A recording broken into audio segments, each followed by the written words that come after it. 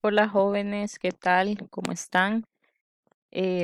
Bienvenidos, ¿verdad? Pues a la primera clase de la clase de español 2, ¿verdad? De décimo de bachillerato. En esta ocasión, pues vamos a iniciar jóvenes con el tema número 1, ¿verdad? Que como observan aquí en la pantalla, el tema 1 se llama modos de organizar el discurso, la narración. En este tema, jóvenes, pues la verdad es bastante amplio este tema porque sabemos que nosotros, pues, al momento de preparar un discurso, ya sea oral o escrito, nosotros lo hacemos, pues, con diferentes funciones, ¿verdad?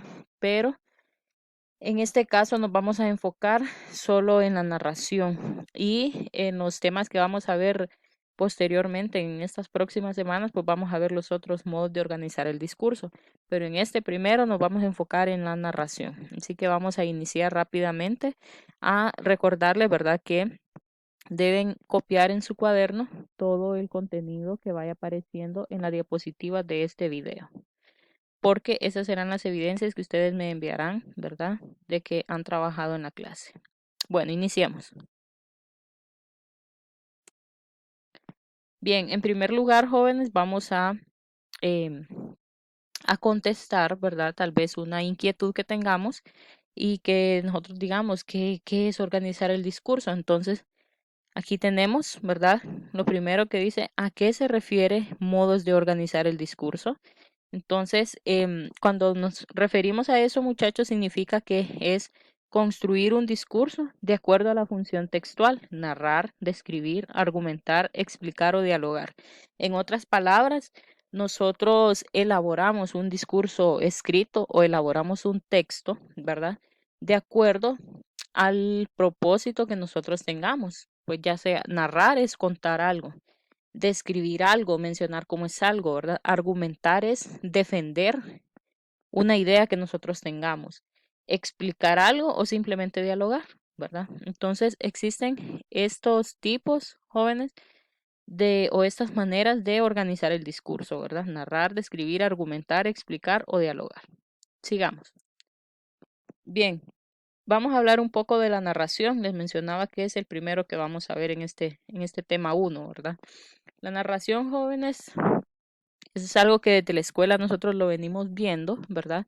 Es un relato de hechos frecuentemente fantástico, ¿verdad? O sea, una serie de acontecimientos que se van dando, ¿verdad? A lo largo de una historia. Por lo común, estos hechos son fantásticos o no son reales, ¿verdad? Pero también puede existir, ¿verdad? Narraciones que sean reales. También, ¿verdad? Nosotros, cuando narramos, nosotros también jóvenes narramos cuando nos informamos, cuando escuchamos una noticia, también es una narración. Cuando argumentamos, ¿verdad? Argumentar, como les decía, es defender una idea que tengamos. Cuando persuadimos, persuadir es tratar de convencer a alguien con palabras, ¿verdad? Cuando nos divertimos, cuando contamos un chiste, ¿verdad? Ahí estamos narrando también. Y también narramos para entretenernos. Bien, la narración, jóvenes, no solamente la vamos a encontrar en un cuento o en una novela escrita, ¿verdad? Sino que también la vamos a encontrar en el diálogo, cuando usted habla con otra persona, en una anécdota, cuando usted cuenta algo que le sucedió, en un chiste, en una explicación, ¿verdad? O incluso vamos a encontrar las narraciones en algunas descripciones. Continuemos. Bien, la narración, jóvenes, tiene cierta estructura o está compuesta por diferentes elementos que los vamos a conocer a continuación. En primer lugar, tenemos la temporalidad. Si se fijan, aquí tenemos un reloj de arena, ¿verdad? Que temporalidad viene de la palabra tiempo. La temporalidad, jóvenes, es la sucesión de hechos en un tiempo que transcurre. O sea que la temporalidad se da, ¿verdad? A lo largo de todo el tiempo que dura la, mm, la historia o la narración. Sabemos que existe pues tiempo presente, pasado y futuro, ¿verdad? Tenemos la unidad temática, que esta se refiere a los personajes que encontramos en la narración, ¿verdad? Debe haber unidad y al menos un sujeto actor. ¿verdad? Siempre en toda narración, jóvenes, tiene que haber unidad temática, hablar del mismo tema y aparte de eso tiene que haber por lo menos un personaje, ¿verdad? O como dice ahí, un sujeto actor en la historia para que la pueda pues protagonizar. Luego tenemos el tercer elemento que es la transformación, ¿verdad? Si se fijan aquí tenemos pues la transformación de una mariposa para hacer referencia a la palabra, ¿verdad? Los estados sufren transformación, es decir, puede ser de tristeza a alegría, o sea que en la historia pueden haber diferentes cambios, ¿verdad? A lo largo de la historia. Se puede pasar de la tristeza a la alegría, de la desgracia a la felicidad, de la pobreza a la riqueza, de la plenitud a lo vacío, ¿verdad? O sea, siempre va a haber un problema y ese problema va a provocar un cambio en la historia, ¿verdad? Luego tenemos el cuarto elemento que es la unidad de acción. Esto significa, jóvenes, que en la historia, ¿verdad? Debe haber un proceso de integración desde el inicio hasta el final.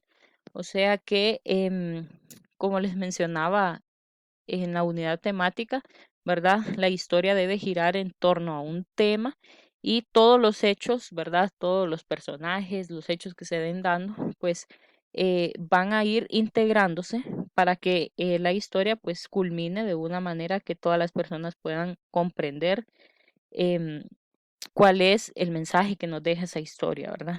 Luego tenemos el quinto elemento que es la causalidad, como la palabra lo dice, de causa, muchachos. Se da por la causa y efecto, hay intriga por las causas. Siempre en toda narración o en toda historia, ¿verdad?